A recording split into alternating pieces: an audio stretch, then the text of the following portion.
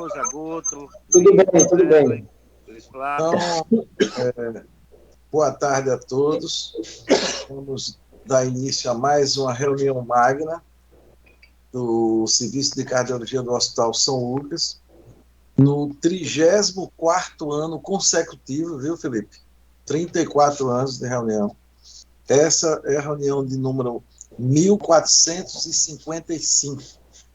Hoje nós teremos um convidado internacional e eu vou convidar aqui o Vitor Vale para fazer uma breve apresentação. Depois Zé Augusto vai fazer a apresentação pessoal do convidado, que vai falar sobre a revolução da cardiopatia estrutural.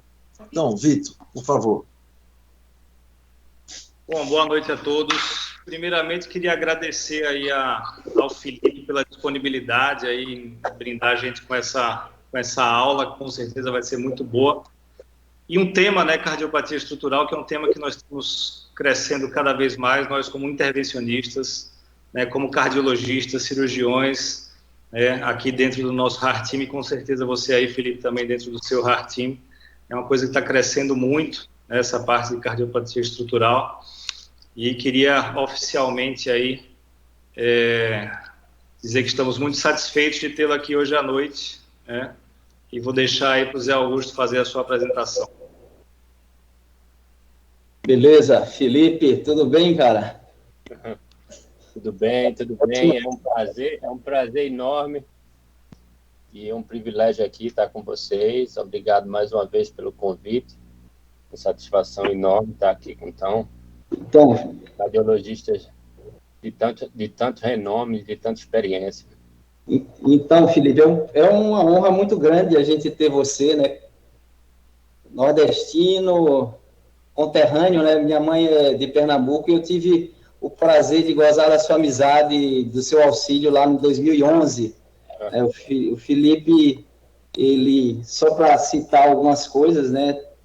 A gente fez uma amizade muito boa, as famílias, né? Ele foi um indivíduo que ajudou muito o Arthur, com 5, 6 anos.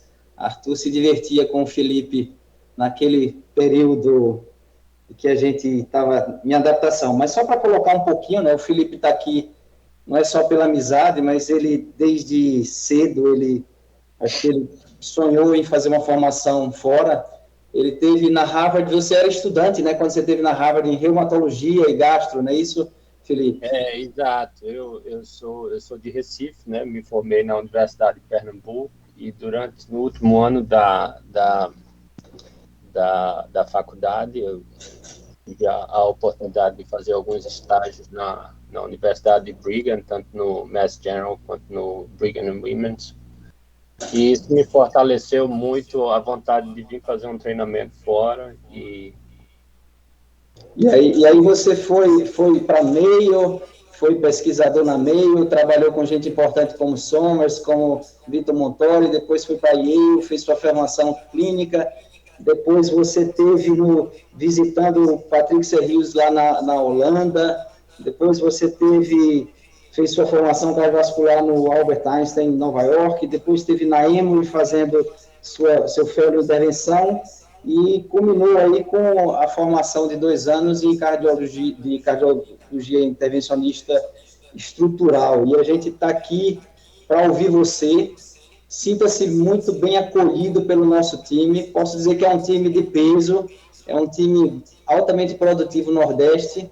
A gente também somos, né, Souza? Souza é muito companheiro do pessoal lá, provavelmente foram seus professores, o Brivaldo e o pessoal lá da cardiologia de Pernambuco.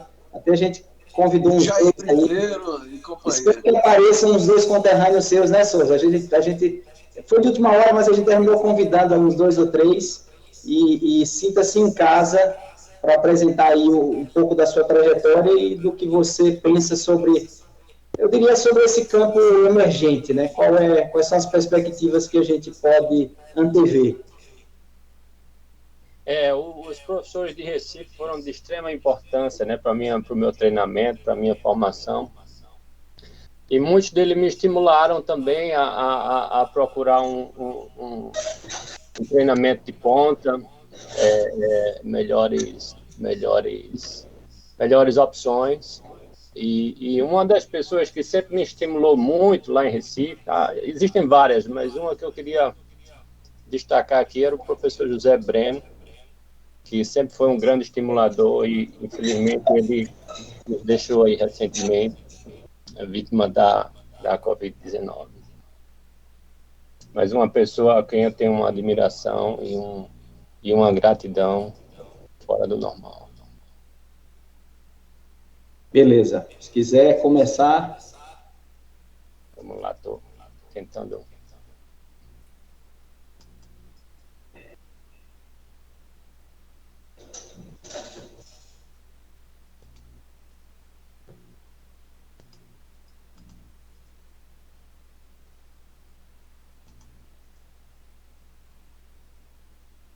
Ô, Vitor, você está com a tela da aula já, não? Aí. Está sim, está aparecendo já. É Ele engraçado. acabou de colocar. Talvez você esteja com delay aí. Tá, estão conseguindo ver a tela? Acho que eu talvez precise...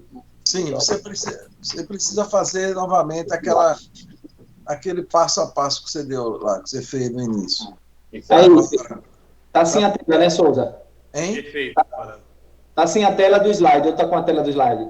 Não, agora ele está com a tela do slide. Rapaz, engraçado, meu. Aqui estamos vendo bem, Felipe. Está no modo apresentação, está tudo certo. Tá tudo certo, né? Vou guardar um Isso. pouco para ver se o Augusto consegue. Não, eu consigo aqui. Pode ir. Aqui Então, eu... vamos começar, pessoal. Mais uma vez, queria agradecer o convite. Nós vamos falar do que é a revolução estrutural. Tá? Eu vou tentar, durante essa aula, focaremos um pouco mais nas cardiopatias aórticas, focaremos também na regurgitação mitral. Vou tentar apresentar alguns casos, uma aula que talvez até ultrapasse 1 hora, mas o objetivo é a gente trocar ideias, trocar experiência, para que possamos servir ainda melhores os nossos pacientes, né? Vou começar falando um pouquinho de estenose aórtica, tá? Definição da estenose aórtica, não tem muito detalhe, mas à medida que nós envelhecemos, há um processo de calcificação, né, das cúspides aórticas, e com isso há o desenvolvimento de um gradiente de pressão, e pacientes eventualmente podem desenvolver aqueles sintomas da insuficiência.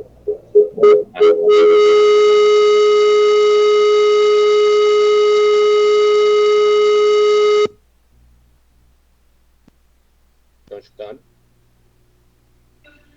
Sim, estamos escutando. Tá. Teve um barulho aqui no meu microfone. Então, primeiramente, começando um pouco pela epidemiologia, esse aqui já é um estudo bastante antigo, produzido pelos pesquisadores e os investigadores da Mayo Clinic, que demonstra a prevalência e a incidência tanto das doenças nas válvulas aórticas quanto na válvula mitral. Algum problema com o áudio? O áudio está bem? Tá bom, sim, Felipe. Excelente, está ouvindo muito bem. Queria ilustrar nesse slide aqui a prevalência. Aqui, ó. Prevalência das doenças na válvula aórtica, os pacientes atingem em cerca de 75%, atinge aproximadamente 4% da população, e uma prevalência ainda mais alta nas doenças da válvula mitral, chegando a entre 8% a 9%, tá? À medida que os pacientes vão tendo uma idade maior que 75 anos. Então, esse slide agora é um slide bastante clássico, que demonstra que os pacientes com estenose aórtica, eles têm esse período latente em que ele não desenvolve sintomas, e as medidas que os sintomas desenvolvem, principalmente a angina, a síncope e os sintomas da insuficiência cardíaca, o prognóstico tende a deteriorar significativamente rápido. Desativar, como é um... A ideia é que com o desenvolvimento e o tratamento, esses pacientes possam ter um prolongamento desse período latente e só desenvolver a queda no prognóstico no período mais tardio. Importante, esse slide é um slide antigo já, que predominantemente em pacientes que foram tratados na época ainda da cirurgia, mas ilustra aqui a importância e o quão o prognóstico na estenose aórtica não tratada ela é significativa. Então, aproximadamente em 10 anos, se você tem estenose aórtica severa, em aproximadamente 10 anos, cerca de 80% a 70% desses pacientes já não sobreviverão. Hoje em dia, nós temos a opção de tratar esses pacientes com a TAB, né? O implante de prótese através de transcatéter. Aqui nos Estados Unidos existem duas opções de tratamento, tanto as válvulas expansivas por balão ou as válvulas autoexpansivas, né? Essas são as duas modalidades de válvulas disponíveis nos Estados Unidos até agora. Existem várias outras em desenvolvimento, mas atualmente o FDA só aprovou essas duas. Em algum momento aprovou uma válvula chamada LOTS, mas posteriormente foi retirada do mercado. Então, vale ressaltar que o primeiro implante foi realizado pelo professor Alain Cribier, na cidade de Rouen, no norte da França. E a partir daí se iniciou essa revolução, certo? Houve também uma melhora e uma inovação nos dispositivos atuais, né? Inicialmente, você pode ver aqui a válvula inicial que ele implantou, a Cribier Edwards, ela tinha um profile, né? Necessitava de catéter grandes para implantar. Hoje em dia, com a SAPIEN 3, praticamente todos os catéteres são 14 frentes. Isso faz com que diminua significativamente o risco de complicações vasculares nesses pacientes. À medida que a SAPIEN 3, que é a válvula mais usada no mundo hoje em dia, foi desenvolvida, ela foi desenvolvida com o intuito de ter células maiores no topo, para desenvolver risco de ter oclusão das coronárias. Ela foi desenvolvida com uma saia, né, o outer skirt, com o intuito de diminuir a chance de ter parvalvular leak, regurgitação aórtica, e também o profile desses catéteres foram bastante diminuídos, com um profile de 14 frentes para praticamente todos os tamanhos de válvula.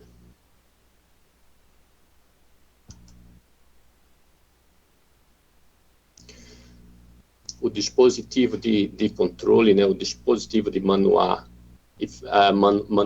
e flexionar a válvula das válvulas expansivas por balão, ela permite com que a gente mova lateralmente e superiormente e inferiormente também, para que esses pacientes tenham um implante bastante preciso, tá? A gente tenta alinhar o metallic marker, né, o marcador metálico que se situa no meio das válvulas, com o painel anular, com a linha do ânus, e colocamos, fazemos o que chamamos de rapid pacing, né, acionamos o marca-passo, uma frequência de 180, para estabilizar o miocárdio, e consequentemente inflamos o balão com um implante bastante preciso. Existe também outra tecnologia no momento, que é a tecnologia da Medtronic, né, que é a supravalvar. Inicialmente era chamada de Core Valve. Hoje em dia a válvula mais usada em todo o mundo é a Evolut Pro, tá? Ela teve algumas melhoras tecnológicas também, como o desenvolvimento de uma maior força radial através da modificação na haste metálica, e o desenvolvimento da outer skirt, assim como as válvulas expansivas por balão, com o intuito de diminuir a chance de regurgitação paravalvar ou regurgitação aórtica. A ciência atrás da TAVR é uma ciência que provavelmente foi uma das melhores de todos os tempos, estudando esses pacientes. Eu vou perder muito tempo com isso, que já são estudos relativamente antigos, mas a TAV, ela foi inicialmente estudada, com o primeiro trabalho publicado em 2010, em pacientes que não poderiam se submeter à cirurgia, pacientes que foram tratados só com a TAV ou com a terapia medicamentosa, e houve uma melhora significativa na mortalidade, mas posteriormente ela foi estudada em pacientes de alto risco e demonstrou não inferior à cirurgia. Mais recentemente, em 2016, ela foi estudada em pacientes de risco intermediário, tá? E a TAV, ela foi, observou-se que os desfechos eram semelhantes à cirurgia nesses pacientes, e quando foi selecionado aqueles pacientes que se submeteram à TAV transfemoral, só a TAV transfemoral, a TAV teve, inclusive, melhores desfechos comparados do que a cirurgia. Teve uma diminuição na quantidade de morte e na quantidade de AVC. Mais recentemente, a TAV foi aprovada para pacientes de alto risco, risco intermediário, e mais recentemente foi publicado o estudo Partner 3, né, o Partner 3, que eu vou ilustrar aqui alguns slides, e dados bastante semelhantes foram também realizados com a tecnologia da CoreValve, com a tecnologia das válvulas autoexpansivas. Hoje em dia, pacientes de risco alto, de risco baixo e de risco intermediário e de risco baixo já podem usufruir dessa técnica de implante através de catéter. O FDA aprovou o uso da TAV para pacientes de baixo risco em 2019, aproximadamente um ano e meio a 2 anos atrás. Gostaria de ilustrar rapidamente aqui alguns dos estudos que analisaram pacientes de baixo risco, tá? Os dois principais são o Partner 3 e o Low Risk Evolute Trial. O trial que investigou eles têm metodologia bastante semelhantes. Um investigou a tecnologia das válvulas autoexpansivas e o outro as válvulas expansivas por balão. Todos eles fizeram a randomização de 1:1 entre cirurgia e TAV. No estudo do Partner 3, os critérios de inclusão eram que pacientes teriam que ter uma estenose aórtica severa, tá? Uma classe funcional maior que 2, maior ou igual a 2. Eles poderiam também ter um teste de esforço anormal, tá? E fração de ejeção menor que 50, tá? Se eles forem assintomáticos com fração de ejeção menor que 50, eles poderiam também ser incluídos no trabalho, no estudo. E a definição de baixo risco foi definida pelo o critério do STS menor que 4. Critério bastante semelhante foi usado no estudo de baixo risco da CoreValve. É importante ter em mente que vários pacientes foram excluídos desse estudo, principalmente os pacientes com válvula bicúspide. Tá? Se o paciente teve a regurgitação aórtica severa, foram excluídos. Pacientes com disfunção ventricular menor que 30% também foi excluído. Tá? Então, é importante termos em mente que esses pacientes, embora sejam considerados baixo risco, eles precisavam ter uma anatomia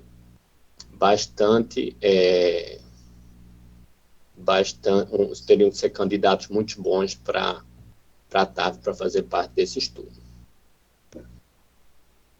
Importante relembrar que a média de idade nesses pacientes era em torno de 73 a 74 anos nos dois estudos, tanto no estudo do Partner 3 como o estudo de baixo risco.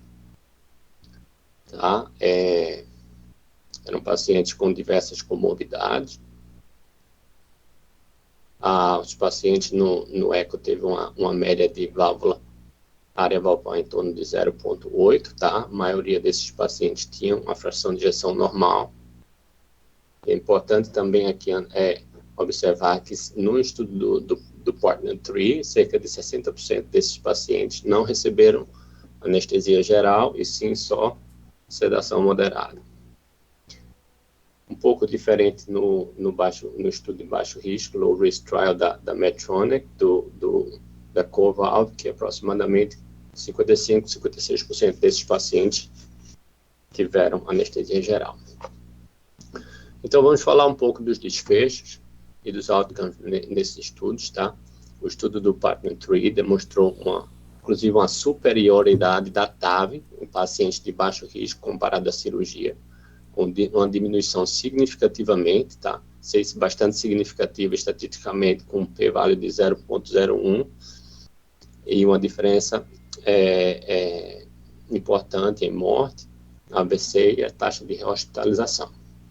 No estudo de baixo risco da Medtronic, foi demonstrado que a TAV era não inferior, foi considerada não inferior em relação à cirurgia, também com desfechos bastante semelhantes, porém não demonstrou a superioridade da TAV que foi observada no estudo do Partner 3. No estudo do Partner 3 houve uma diminuição em relação à mortalidade com benefício da TAV comparado à cirurgia, porém não foi estatisticamente significativo. E no estudo de baixo risco, os desfechos foram semelhantes em relação à mortalidade. Houve uma diminuição no risco de AVC e um benefício da TAV comparado à cirurgia no estudo do Partner 3 e resultados semelhantes no estudo de baixo risco, sem nenhuma diferença significativa em relação à AVC. Em relação à taxa de hospitalização, também houve um benefício da TAV comparado à cirurgia. Isso foi observado nos dois estudos. Então, para finalizar, a mensagem principal do estudo do Partner 3 foi que houve uma redução significativa no primary endpoint de morte, AVC e rehospitalização de aproximadamente 46% em um ano.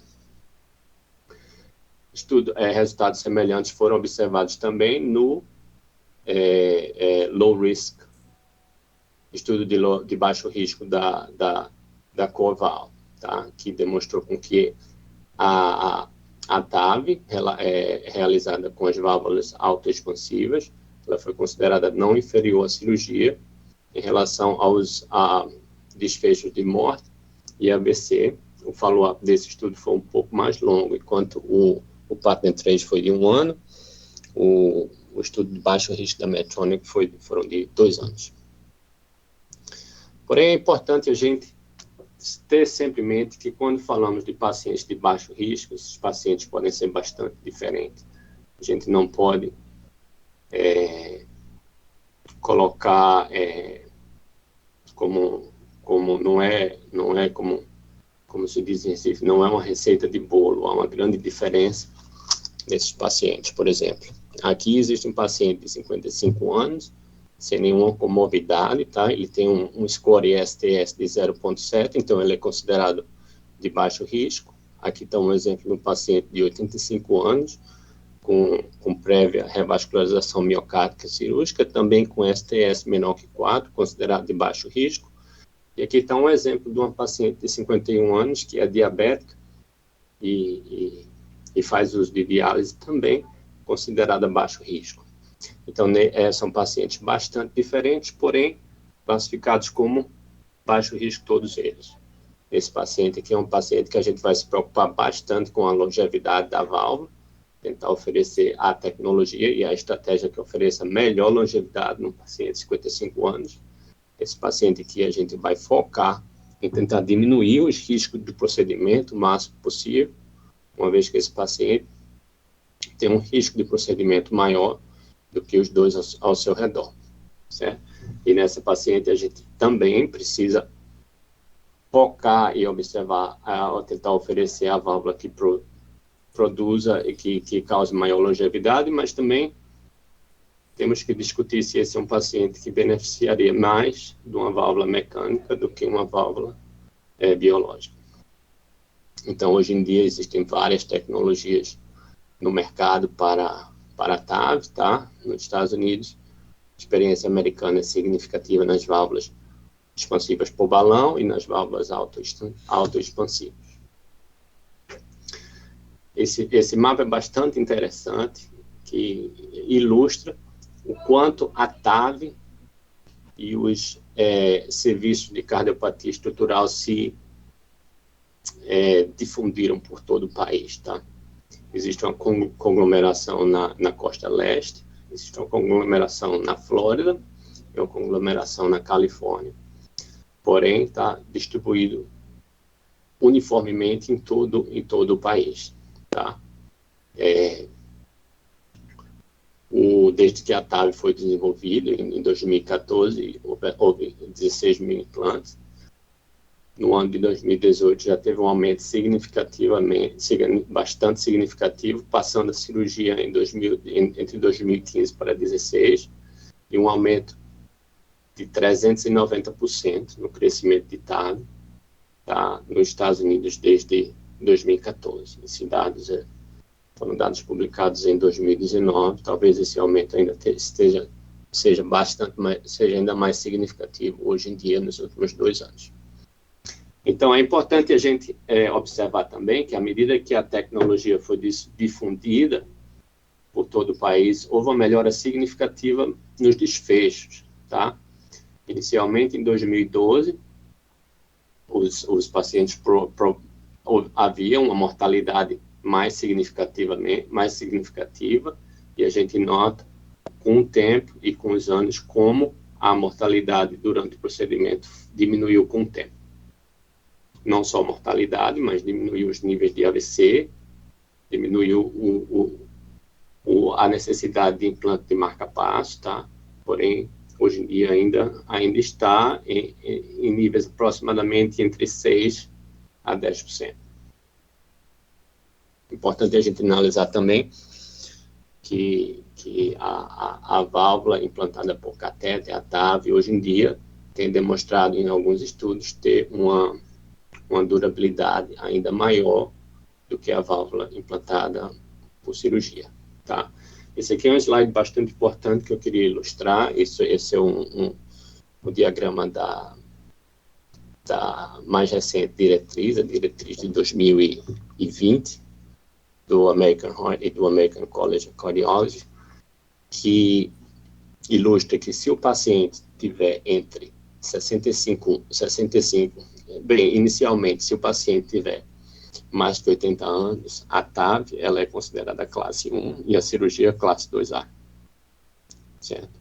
Nos pacientes entre 65 e 80 anos, a TAV e a cirurgia, as duas possuem uma indicação 1, né, para uso. Então, esses pacientes podem ser tratados com as duas formas. Em pacientes de 50 a 65 anos, a cirurgia é classe 1 e há necessidade de haver uma discussão entre o melhor tipo de válvula, ou a válvula mecânica ou a válvula biológica, né?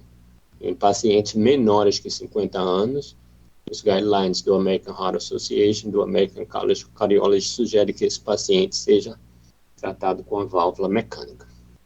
Outra coisa que não se fala muito hoje em dia, mas já estamos notando alguns dados, tá, mostrando que a TAV, principalmente a TAV, quando usada pela via transfemoral, ela pode ter um custo ainda mais baixo do que a cirurgia, tá?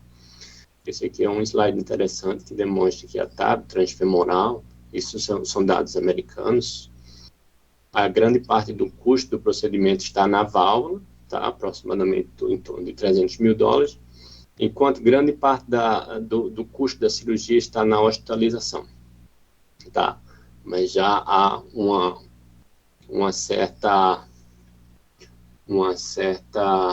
alguns dados sugerindo de que o implante da TAV pela via transfemoral possa ter um custo menor do que a cirurgia. Então, o que é o futuro em relação à TAV? Quais são os estudos mais interessantes agora no pipeline que vão vir? O estudo do Partner 3 já foi publicado, eu já ilustrei, mas agora a gente precisa analisar se a TAV ela é uma boa opção para pacientes com válvula bicúspide, né?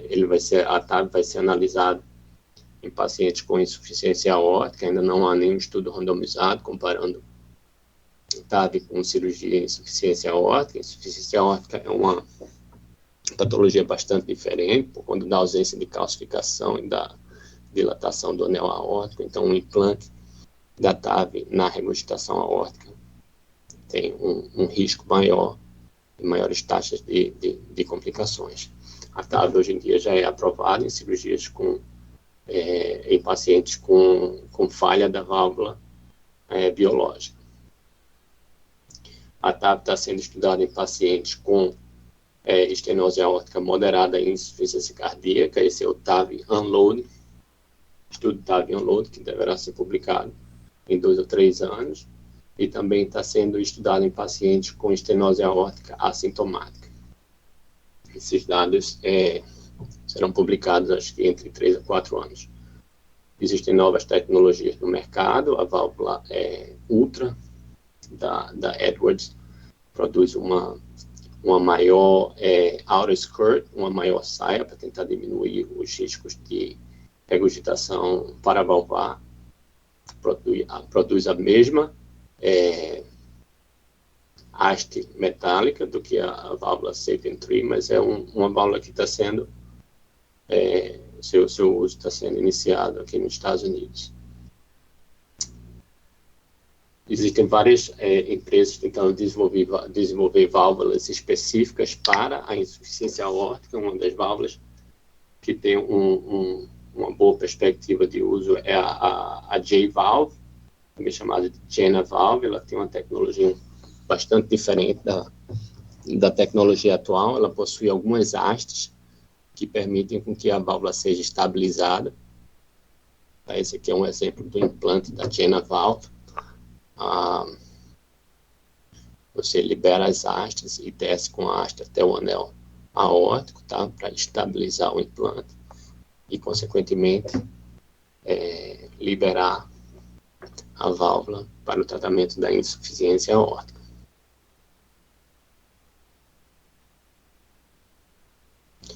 Uma vez que a válvula é implantada, essa haste é retirada. Existem já vários pacientes que se beneficiaram dessa tecnologia.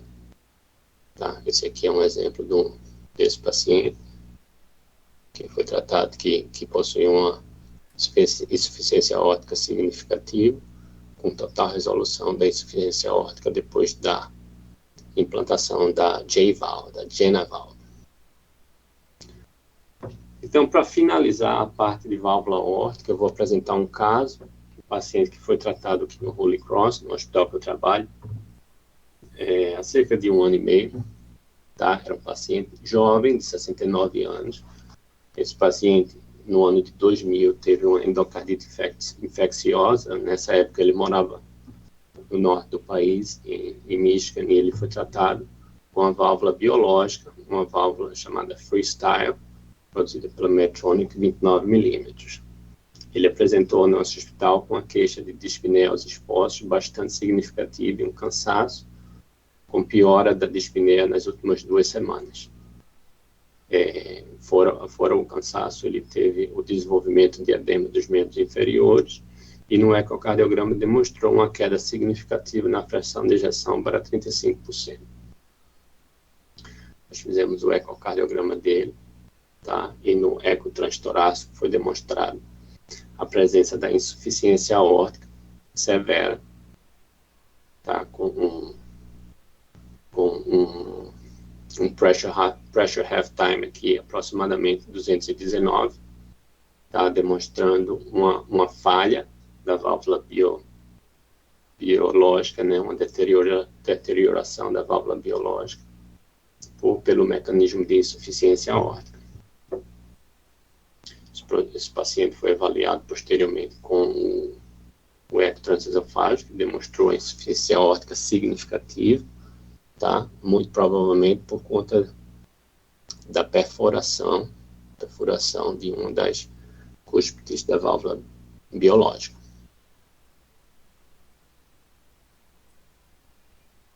Esse paciente fez um cateterismo que não mostrou nenhuma lesão coronariana significativamente, tá? Tem uma lesão na descendente anterior proximal, mas essa lesão foi analisada e avaliada com FFR, né? E foi negativo. Então, essa lesão não foi tratada com stent. E discutimos no nosso heart team qual seria a melhor opção para esse paciente. Um paciente jovem, com falha da válvula bioprostética, né? Inicialmente implantada por conta de endocardite. O paciente desenvolveu sintomas em 2 semanas e desenvolveu uma insuficiência aórtica significativa. Depois de uma discussão extensiva com cirurgiões, por conta do risco da reoperação, foi optado pelo implante da válvula da TAV, ao invés da válvula da cirurgia. Então, mas uma das coisas interessantes foi que quando fizemos a tomografia para analisar o melhor tamanho do implante da válvula, esse paciente tinha um perímetro de quase 100. A válvula estava bastante dilatada, tá? E é importante observar que na Evolute R ou Evolute Pro, os diâmetros maiores para implante dessa válvula são em torno de 95, tá? Então, esse paciente teria um risco de embolização da válvula ainda mais significativo do que um paciente com um procedimento de válvula em válvula com diâmetros anulares e perímetros anulares normais. Então, isso foi levado em consideração e, apesar do elevado diâmetro, a gente optou pelo implante da TAV, usando a tecnologia da válvula autoexpansiva. E eu queria demonstrar aqui o implante, tá? Por conta da insuficiência aórtica, a gente optou por usar fio-guias de maior suporte. E iniciamos um implante. Tentamos um implante um pouco mais baixo do que o normal, tá? Por conta do risco de embolização. Tendo em mente de que se houvesse uma embolização, preferíamos que a embolização fosse ventricular que aórtica.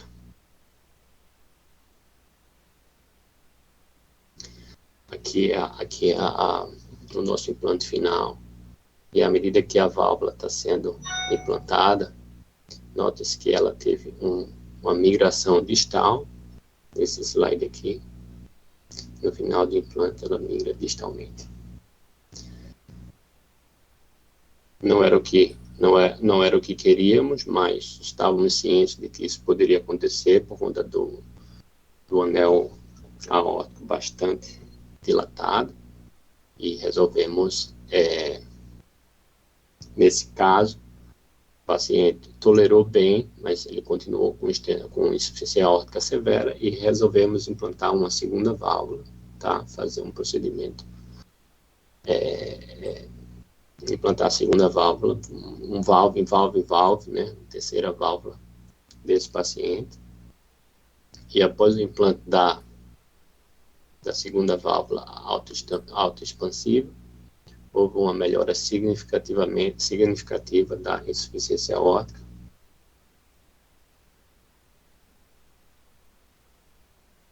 E esse paciente saiu da sala com, provavelmente, insuficiência aórtica leve. Mas no eco transesofágico intraoperatório não demonstrou nenhuma regurgitação paravalvar significativa.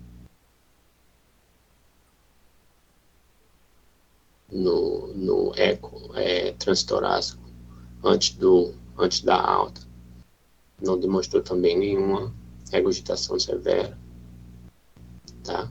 Esse paciente tolerou o procedimento bem. O gradiente médio dele foi em torno de 4, tá? No eco transtorácico, com leve regurgitação paravalvar. Esse paciente tolerou o procedimento muito bem e foi de alta no dia seguinte. Teve uma melhora clínica significativa. Queria falar um pouquinho agora da regurgitação mitral. e principalmente um pouco da evidência e um pouco mais da tecnologia do implante de reparo mitral, principalmente com a tecnologia do MitraClip. Como já tinha ilustrado antes, a incidência e a prevalência das doenças na válvula mitral são mais significativas do que a aórtica, tá? Quando analisamos a válvula mitral, temos que ter em mente que a válvula mitral tem uma complexidade bem maior do que a aórtica, porque não é só o anel valvar, mas temos que pensar também no complexo mitral, né? Com qualquer disfunção no miocárdio, ou qualquer disfunção nos músculos papilares ou nas cordas tendíneas, vai haver uma regurgitação mitral. Então, pacientes podem ter uma válvula normal, mas os pacientes que tiverem disfunção miocárdica ou disfunção de músculo papilar, eles podem desenvolver uma insuficiência mitral significativa. Tá? Quando pensamos em regurgitação mitral, existem dois tipos principais, a primária e a secundária. A primária são problemas na válvula, tá? Principalmente por prolapso significativo ou ruptura de corda, tá? E na secundária, mais provavelmente por conta da disfunção miocárdica e da consequente insuficiência mitral funcional. À medida que o anel mitral se dilata, ao desenvolvimento da insuficiência mitral. Então, hoje em dia, em pacientes com insuficiência mitral severa, se o paciente desenvolve sintomas, é recomendado que se realize o tratamento, ou tratamento cirúrgico, ou tratamento com reparo transcatéter. Esse eu queria focar mais no reparo transcatéter e ilustrar um pouco das evidências que suportam essa tecnologia, tá? Essa tecnologia foi inicialmente testada no estudo do Everest 2, que depois de 5 anos mostrou que o implante do MitraClip, o implante do reparo mitral com esse dispositivo, houve uma redução significativa na severidade da regurgitação mitral, houve melhoras nos volumes ventriculares e houve melhora na classe funcional dos pacientes. Esse foi um estudo que a maioria desses pacientes possuíam uma insuficiência mitral primária. E mais recentemente, com o estudo do COAPT, foi avaliado pacientes com uma insuficiência mitral funcional, né, uma insuficiência mitral secundária e com disfunção ventricular. Então, esses pacientes foram randomizados para o implante do MitraClip com a terapia medicamentosa, e no outro grupo os pacientes receberam somente a terapia medicamentosa, sem a realização do reparo mitral. E surpreendentemente, houve uma melhora bastante significativa no grupo que recebeu o MitraClip nas taxas de rehospitalização. Esse era o endpoint principal do estudo, tá? Com um hazard ratio de 0,53. Houve uma melhora também nos níveis de mortalidade. Isso foi, acho, talvez o achado mais importante desse estudo, tá? Com, de novo, um hazard ratio bastante significativo e um NNT, né? Um number needed to treat de quase 6, tá? Um benefício significativo na mortalidade desses pacientes. Pacientes, quando foram reagrupados em morte e rehospitalização por insuficiência cardíaca, houve também uma melhora no grupo que recebeu o reparo na válvula mitral. E a mensagem final desse estudo foi que em pacientes com insuficiência cardíaca, que tiverem insuficiência mitral moderada, severa ou severa, o implante, o reparo mitral através do MitraClip foi bastante seguro, ocasionou uma melhora significativa na redução da regurgitação mitral, diminuiu as taxas de rehospitalização por insuficiência cardíaca, melhorou a sobrevida desses pacientes, a diminuição da morte e uma melhora significativa na classe funcional. Queria ilustrar um caso rápido aqui, um paciente que já realizou um reparo mitral, acho que aproximadamente 3 ou 4 anos atrás, paciente de 88 anos, com insuficiência cardíaca bastante significativa e uma fração de ejeção de 15%, Esse paciente já tinha doença coronariana, com vários estentes implantados, tá? Ele veio nos procurar no momento, naquela ocasião com uma queixa de cansaço e dispneia esforços bastante significativas, e foi solicitada uma consulta para avaliação do implante do reparo mitral. No implante do MitraClip, o LEP dele mostrou uma diminuição na condução, intraventricular conduction delay. O eco transtorácico demonstrou uma fração de ejeção em torno de 20%. Uma regurgitação mitral, inicialmente, que a gente considerou em torno de moderada severa. Porém, tentamos, inicialmente, optar pelo tratamento medicamentoso nesse paciente. Esse paciente foi tratado bem antes dos resultados do COAPT, tá? A gente tentou otimizar o tratamento medicamentoso o máximo possível, porém esse paciente foi eventualmente de alta e em 2 semanas depois ele voltou com outra exacerbação da insuficiência cardíaca. E naquele momento optamos, após discussão com o Heart Team, fazer o reparo da válvula mitral desse paciente. Aqui está um exemplo do eco transesofágico. Esse foi antes do procedimento, que demonstrou uma insuficiência mitral em torno de moderada a severa. Optamos inicialmente não pelo reparo, mas sim pelo melhor tratamento medicamentoso, porém, nessa época onde teve a presença do furacão Irma, esse paciente que morava em Key West, ele ficou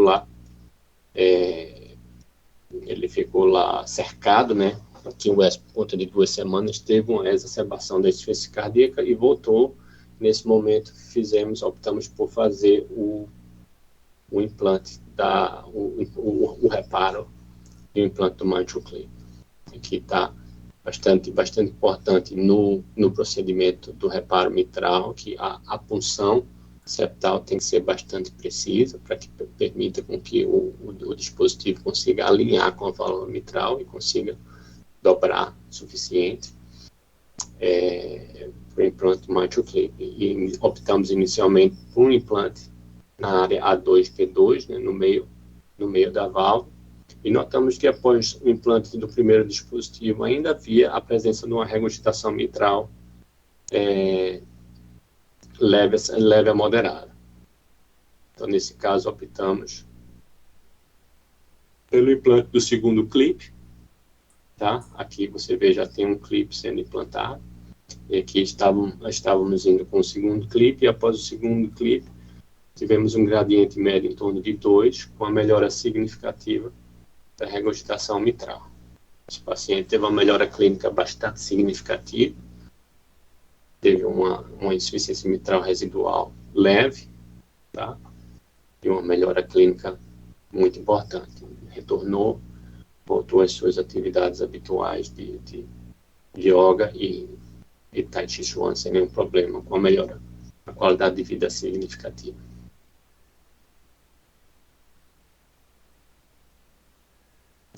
Aqui está o eco antes da alta, com a regurgitação residual leve.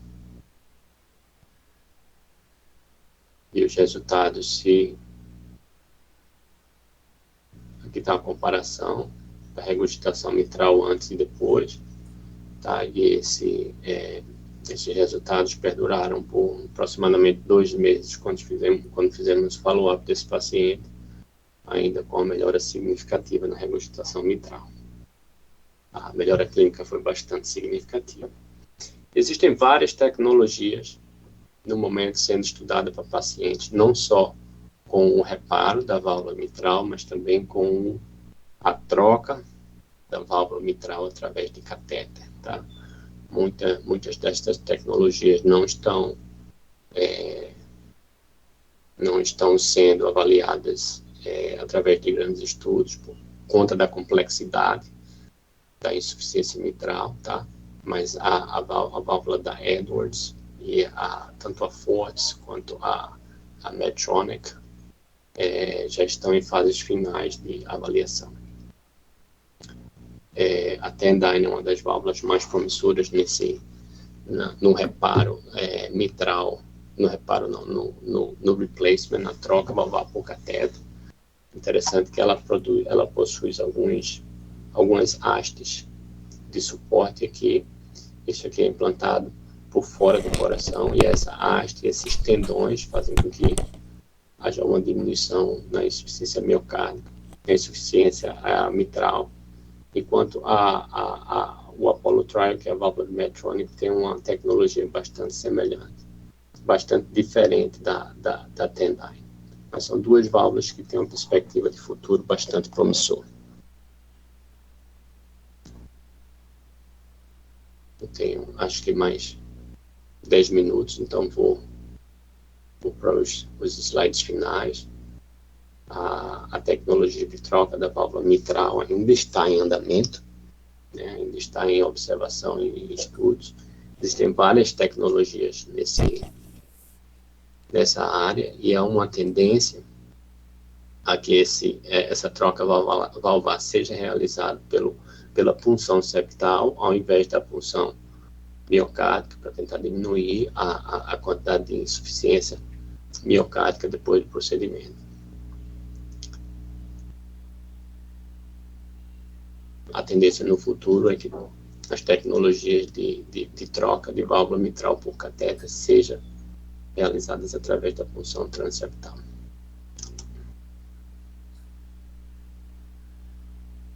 Existem tecnologias também para o reparo da válvula mitral através da anuloplastia, tá? Essas tecnologias também ainda estão em andamento, e temos que aguardar estudos estudos maiores, estudos de maior robustez, que provavelmente virão daqui a alguns anos.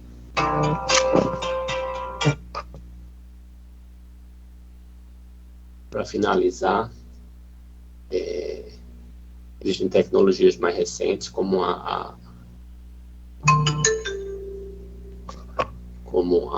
Cardioband, que faz uma anuloplastia, diminui a área do anel mitral através do catéter. Tecnologia bastante interessante, tá? Que à medida com que o anel mitral vai diminuindo, consequentemente a regurgitação mitral diminui significativamente. Esses estudos ainda estão em fases iniciais e precisamos aguardar ainda mais os resultados dos estudos de mais longa duração e estudos de maiores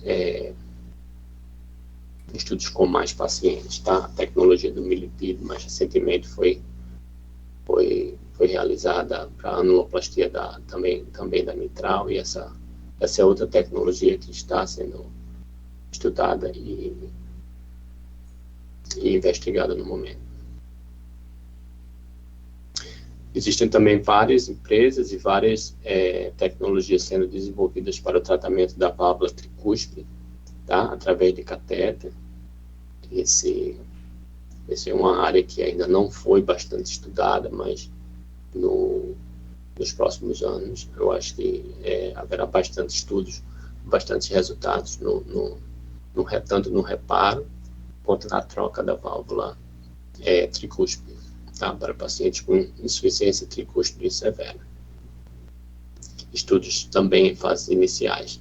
Na revolução estrutural também houve o desenvolvimento, né, dos dispositivos de fechamento da auriculeta esquerda, né, do left atrial appendage, tá? Mais comumente nos Estados Unidos.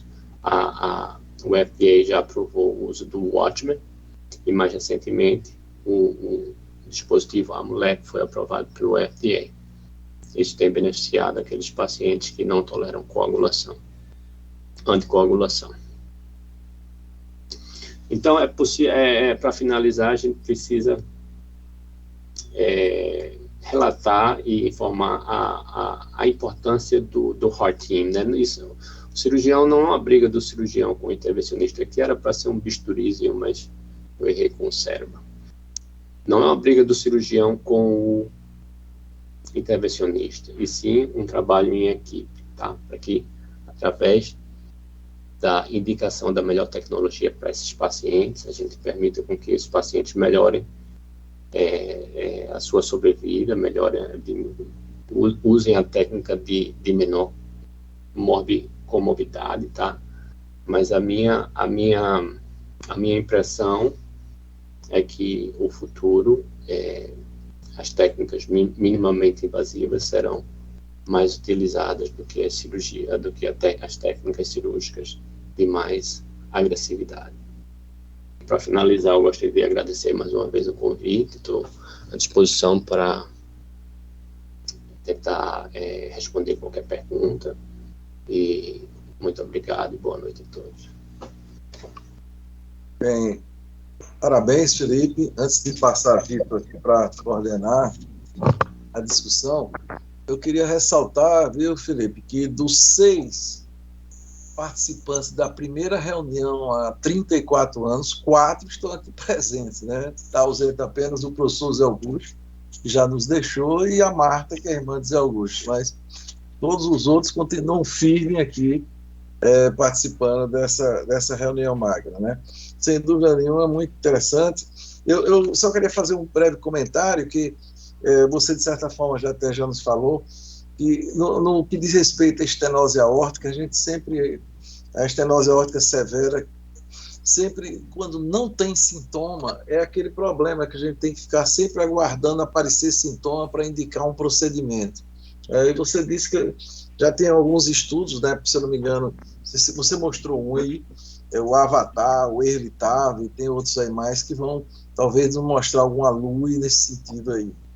E a única pergunta que eu queria fazer para você a gente sabe muito que na estenose aórtica do idoso, a fragilidade tem um valor muito importante, embora você veja que sempre, quando se classifica ali o risco, sempre vai pelo STF.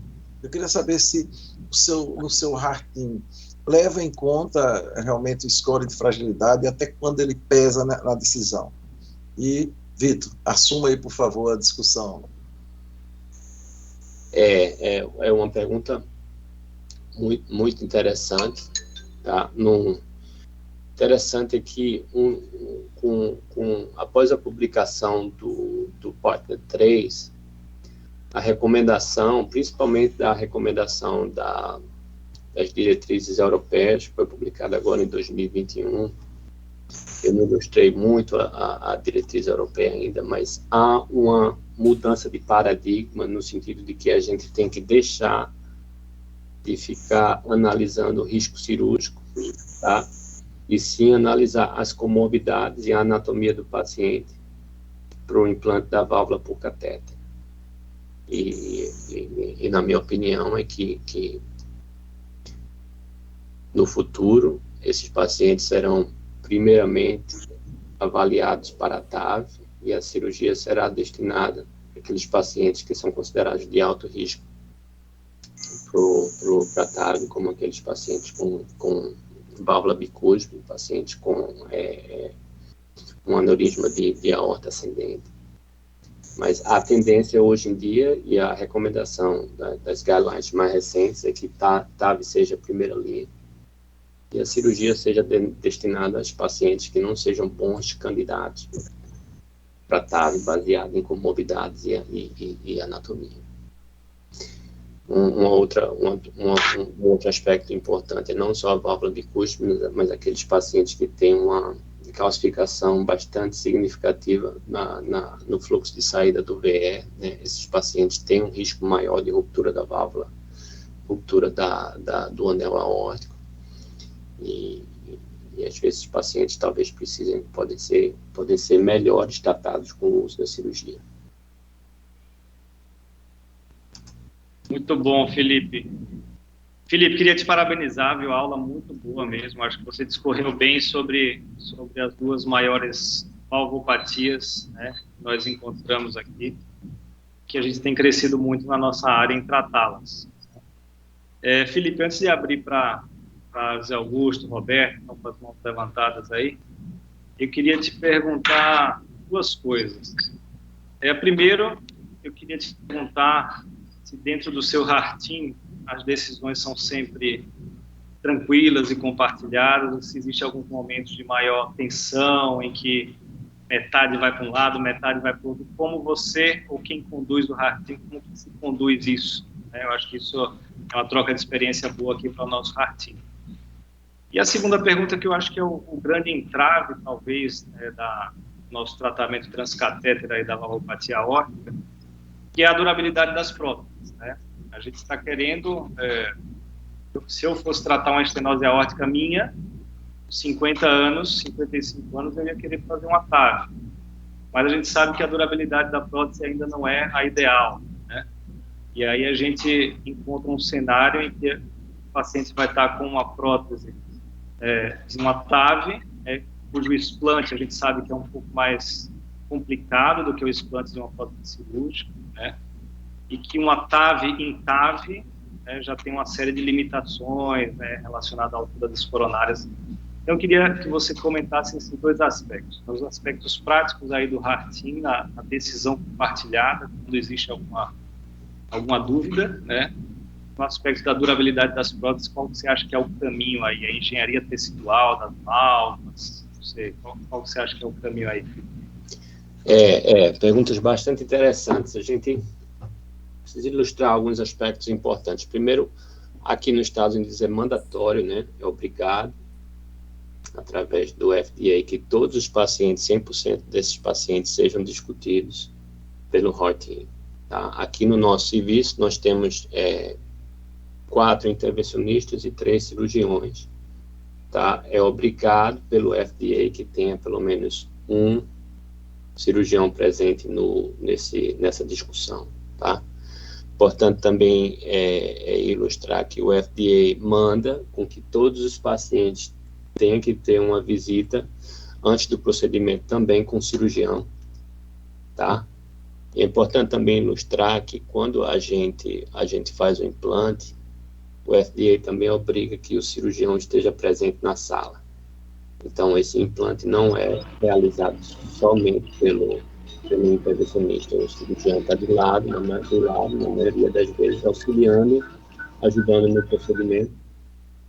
Mas se há uma intercorrência, se há uma emergência, esse cirurgião está ali de imediato para abrir o tórax se precisa, né? Isso é uma obrigação, e todos os serviços, todos os hospitais têm que preencher esse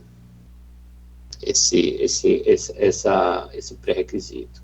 Outro aspecto importante é que na remuneração do implante, é importante a gente ilustrar isso também, que a remuneração do implante ela é dividida 50% entre o intervencionista e 50% entre o cirurgião. Então, isso aí já faz com que tire qualquer tipo de benefício financeiro de um lado para o outro. Entendeu? E a discussão, normalmente, aqui no nosso serviço, normalmente, eu diria 98% a 99% dos casos, é uma decisão sem nenhum tipo de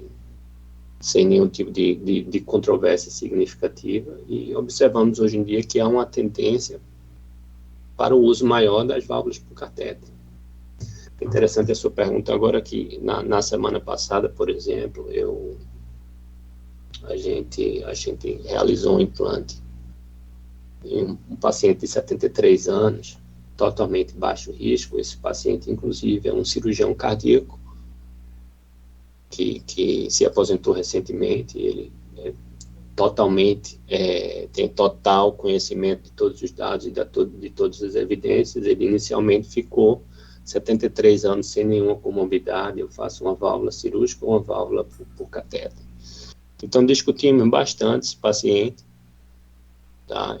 Aqui no sul da Flórida existe um cirurgião que tem resultados bastante resultados excelentes com o uso de técnicas operatórias minimamente invasivas, né, para o tratamento cirúrgico, e esse paciente estava na dúvida entre a cirurgia e a TAV. A gente optou primeiro fazer a tomografia. A anatomia tomográfica dele não havia nenhuma, nada que desfavorecesse o uso da TAV. Tá? Implantamos, acabamos decidindo pelo implante da TAV. Esse paciente tomou café em casa foi de alta no segundo dia pós-operatório, tomou café em casa, saiu do hospital de 8 horas da manhã. E implantamos uma válvula 26, tá? Que se eventualmente, daqui a 10, 15 anos, essa válvula falhar, o paciente ainda é candidato a TAV, como você falou. Então, eu acho que o futuro, a tendência é haver um aumento no número de casos de válvulas implantáveis por catéter do que cirúrgicas. Tem pacientes de baixo risco. Em relação à melhora na deterioração, existem vários estudos em andamento, né, modificação do tecido na valvar por diversos polímeros. Tem até alguns estudos em fase iniciais, mas ainda é um dos pontos fracos, né, da TAV. Mas espero que com a melhora da tecnologia, essas válvulas possam ter uma duração maior. Obrigado, Felipe. As próprias válvulas cirúrgicas, né, já estão se adaptando a isso e se tornando expansíveis, né, ou mais facilmente quebráveis, né, o balão, já pensando no futuro, né, nas válvulas futuras aí. Exato. Vou passar a palavra para José Augusto, fazer os comentários, fazer algum questionamento. Felipe,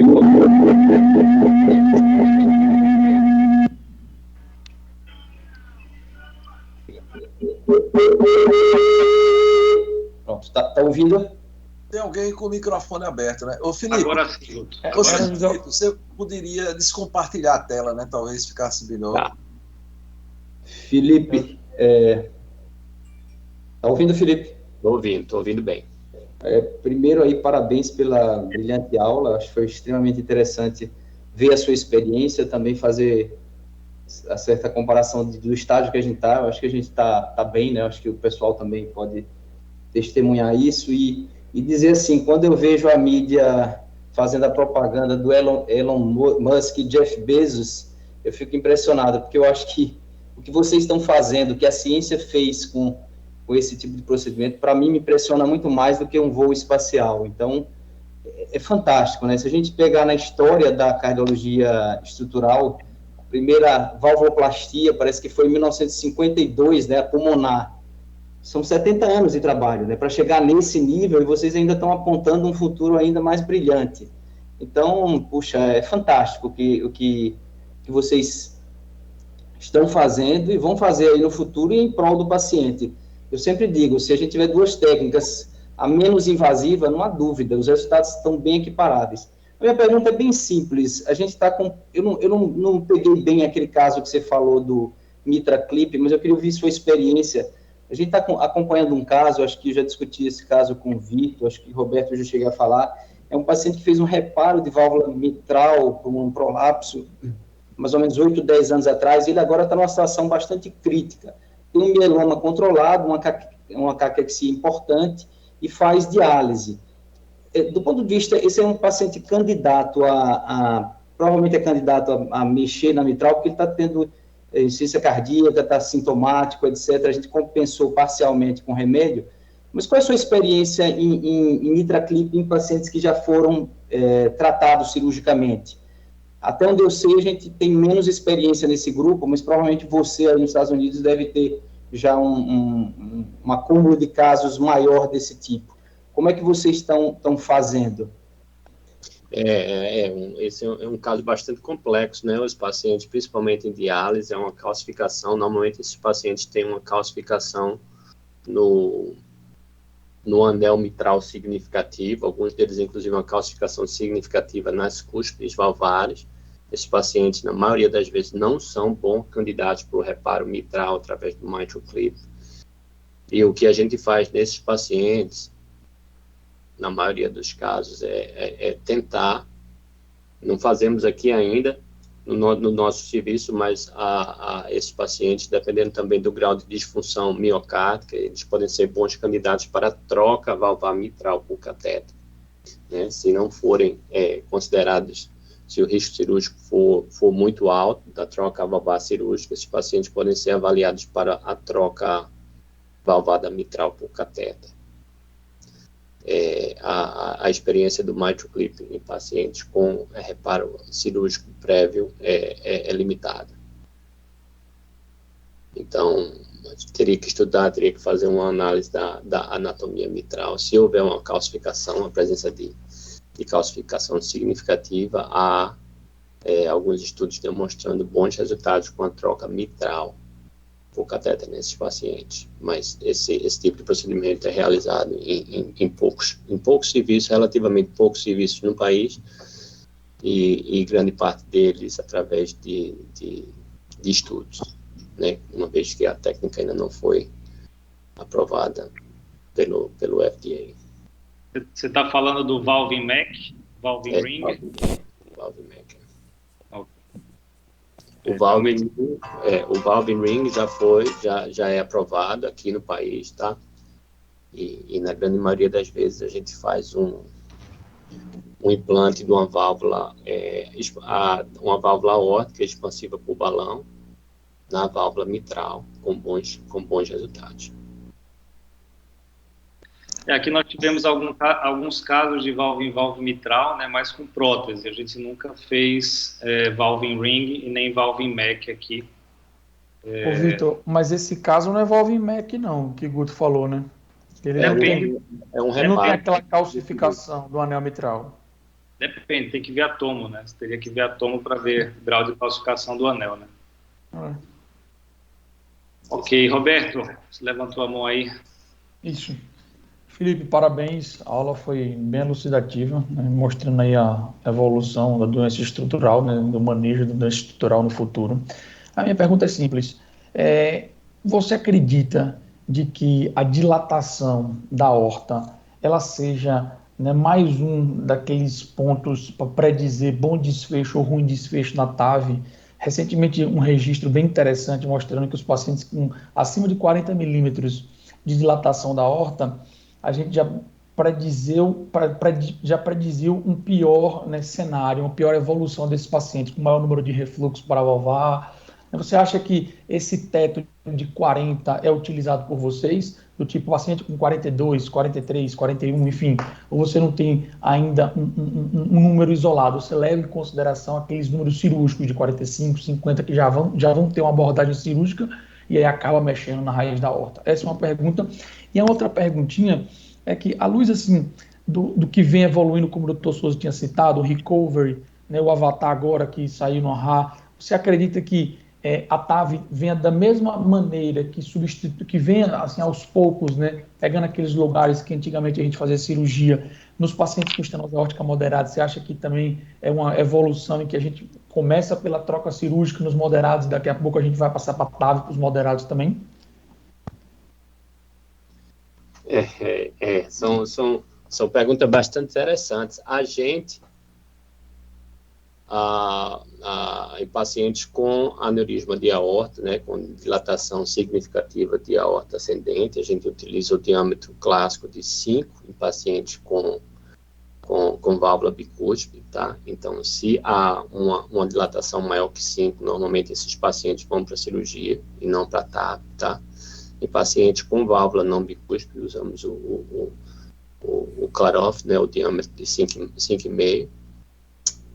Mas também esses pacientes são analisados pelo Heart Team, entendeu? Eu semana passada também fiz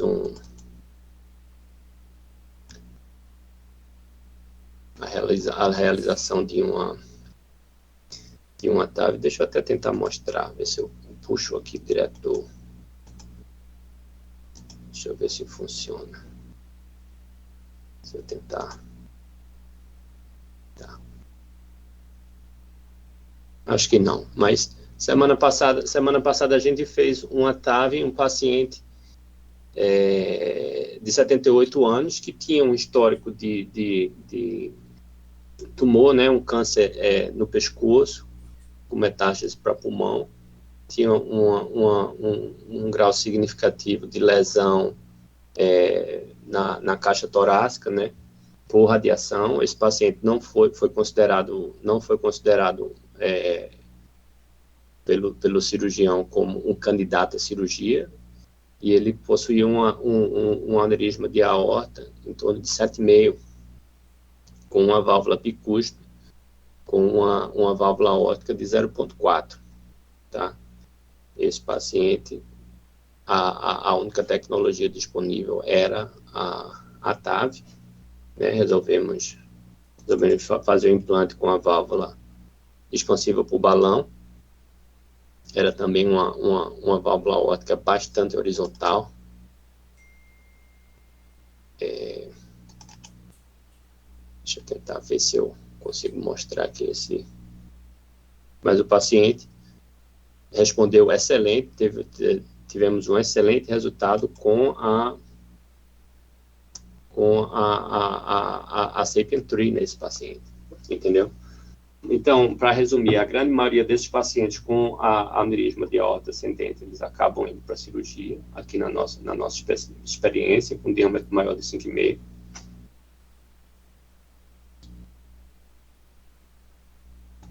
Está escutando? Estamos sim. Tá. E aqueles pacientes com sem dilatação de aorta, a grande maioria deles vão para a TAV. Essa foi a primeira pergunta, eu acho. A segunda pergunta, eu esqueci agora. Só a sua experiência sobre a estenose aórtica moderada, à luz aí do recovery do Avatar. Né, moderada a gente ainda não faz. Moderada não faz, nem moderada com uma coisa que tem que tomar bastante cuidado, é que muitos desses pacientes com insuficiência cardíaca são rotulados como moderada, e quando fazemos um ecostresse, né, esse paciente tem uma obstrução fixa e uma estenose severa na válvula aórtica. Então é importante tomamos bastante cuidado. Às vezes os pacientes têm um gradiente aórtico não significativo, em torno de 20, e quando fazemos o eco com a dobutamina, ou às vezes até o cateterismo com a dobutamina, há um aumento bastante significativo nesses gradientes, e grande parte dos pacientes possuem estenose aórtica severa. Nesses casos, os pacientes são tratados de imediato.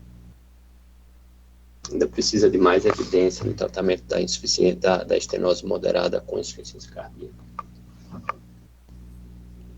Perfeito. Ô, Vitor, queria aproveitar aqui para mostrar aqui, e está presente aqui na nossa reunião, uma conterrânea aí do Felipe, né, que é a Silvia Marinho. Viu, Felipe? Tá. A pernambucana, a Silvia está aqui, ela apareceu há pouco a imagem dela aí. Se quiser... Prazer, Felipe. Eu achava que era 18 horas, aí entrei num encerramento, né? Mas estou aqui. A gente manda a gravação, né, Souza? Viu, Silvia? Essa apresentação ela fica disponível pelo YouTube, entendeu? A partir... Logo com o término da reunião, ela fica disponível. Viu? Muito obrigada. Prazer. Felipe, aproveitando aqui, não estou vendo ninguém mais com a mão levantada aqui para falar. Você tem alguma experiência aí no seu serviço com litotripsia valvar, não? Não. Não, né? Não.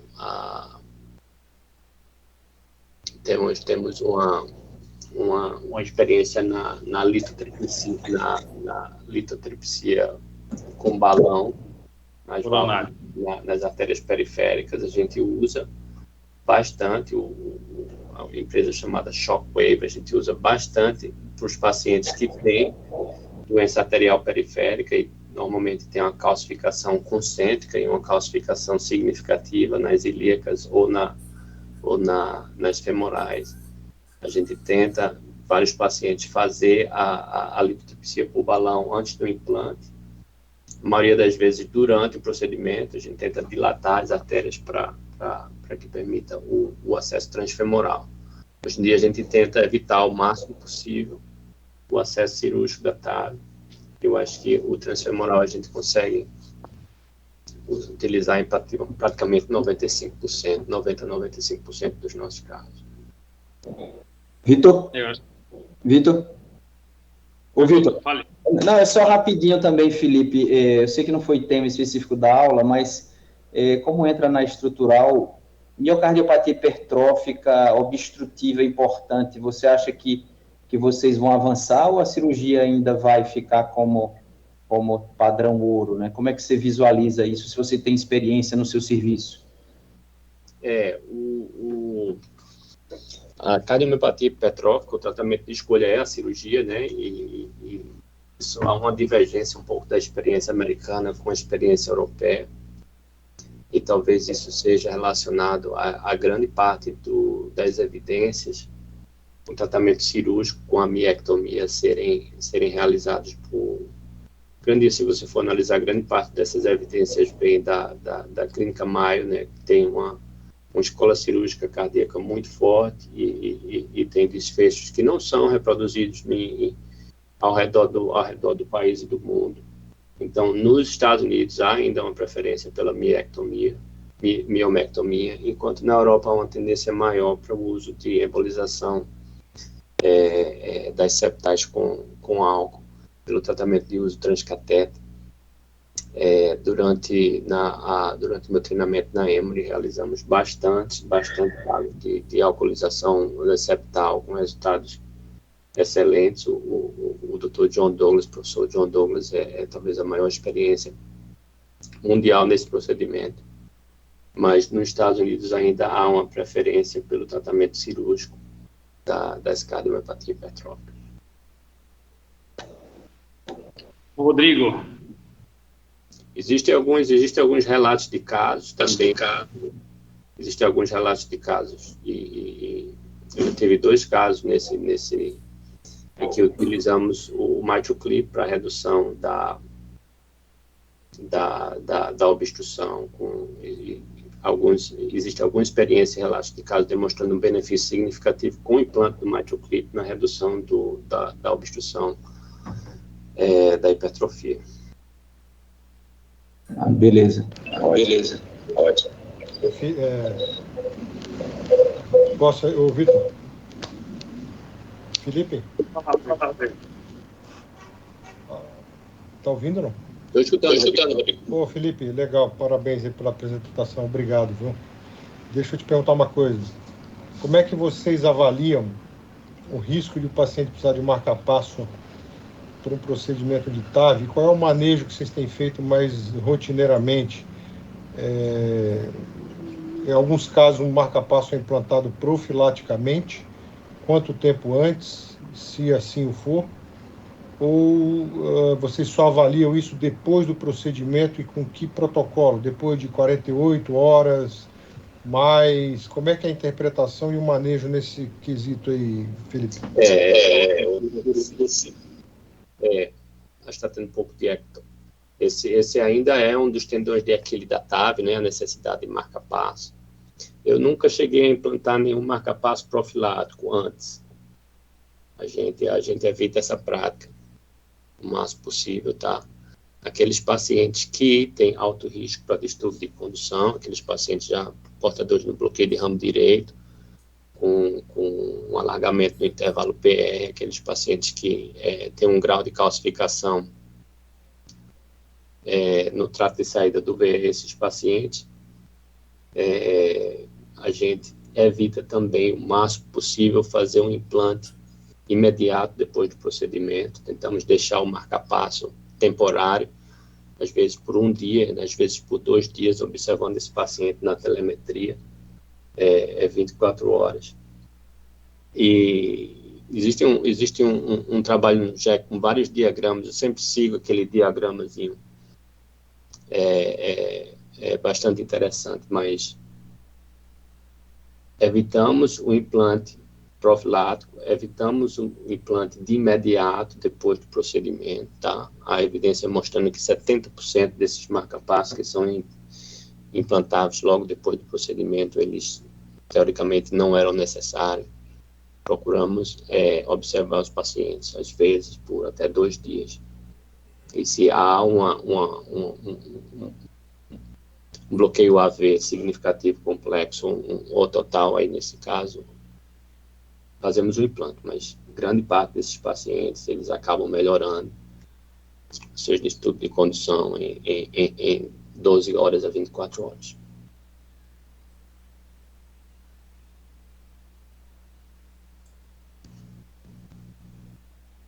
Muito bom, Felipe. Sobre antiagregação, Felipe, como que você tem deixado os seus pacientes? A antiagregação, inicialmente, né, houve isso os guidelines da escola da escola europeia, a guidelines europeia tem também um diagrama bastante interessante, mas hoje em dia, se o paciente fez uma TAV transfemoral e não tem nenhuma indicação de anticoagulação, e não tem nenhuma recomendação de dupla agregação plaquetária por uso de stents, esse paciente, a gente faz somente a aspirina, tá?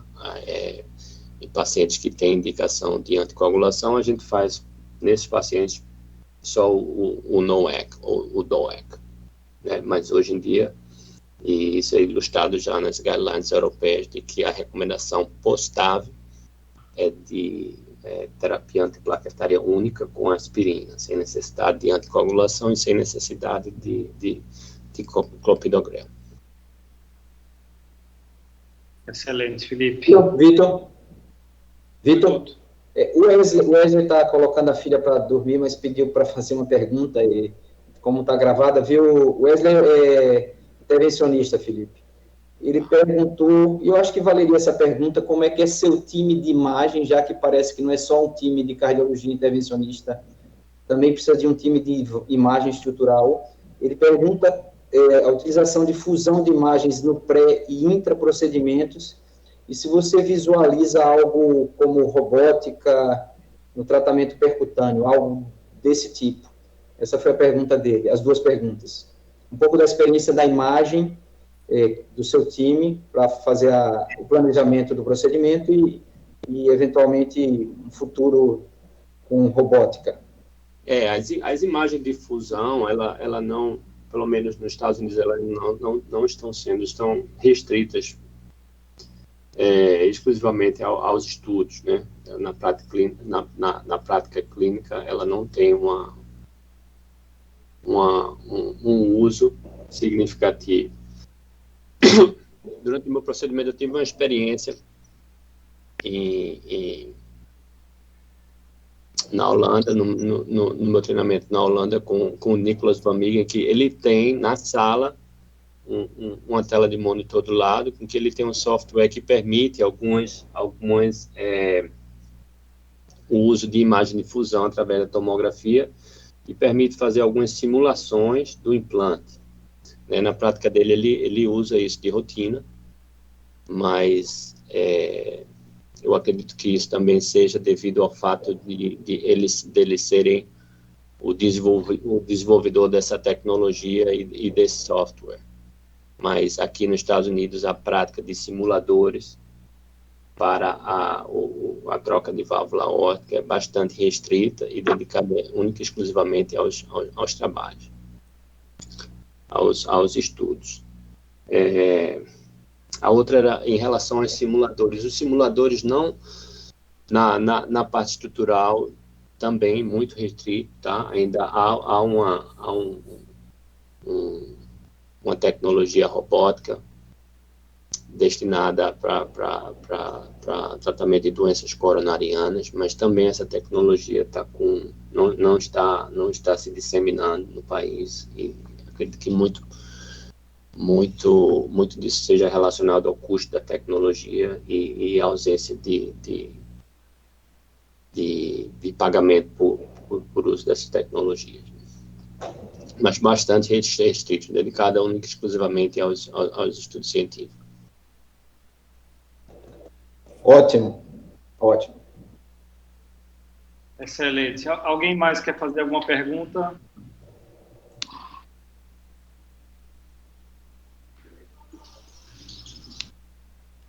Ninguém? Vou passar a palavra para o José Augusto para encerrar a reunião. Felipe, queria agradecer em nome da Hemodinâmica aqui do hospital, viu, pela sua presença. Excelente sua aula. Obrigado, Vitor. Obrigado, é um prazer conhecê-lo. Esperamos aí que um dia a gente possa conhecer pessoalmente aí em Aracaju. Felipe,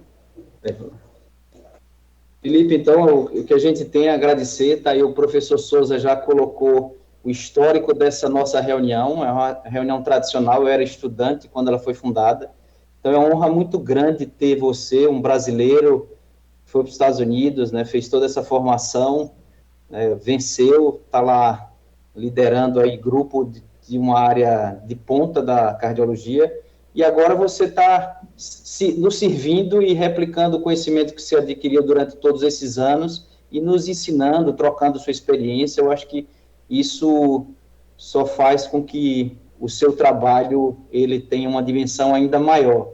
Então, saiba que você vai ser, de vez em quando, incomodado, né, Vitor?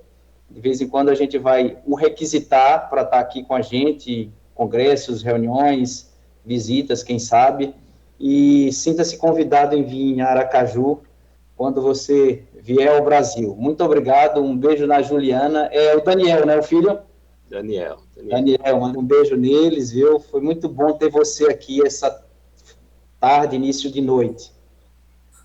Parabéns aí. Obrigado, Zé Augusto. É uma honra, um prazer, um privilégio estar aqui presente nessa reunião de uma história tão significativa. E me coloca a total disponibilização, não só para aulas, mas qualquer ajuda ou qualquer discussão de caso clínico, qualquer necessidade de uma discussão de um caso mais complexo, a gente está a total disponibilidade para tentar ajudar o máximo possível, que afinal esse é o nosso objetivo principal, tentar ajudar os nossos pacientes da melhor maneira possível. Então, finalizar, agradecer novamente pelo convite. Espero um dia visitar Aracaju, que ainda não conheci, conhecer aí o centro do Hospital São Lucas. Tá ótimo. Beleza. Ótimo, viu? Muito obrigado. Obrigado, pessoal. Boa noite. Um abraço a todos. Boa noite. Boa noite Boa a noite. todos e até a próxima terça com mais uma reunião. Boa noite a todos.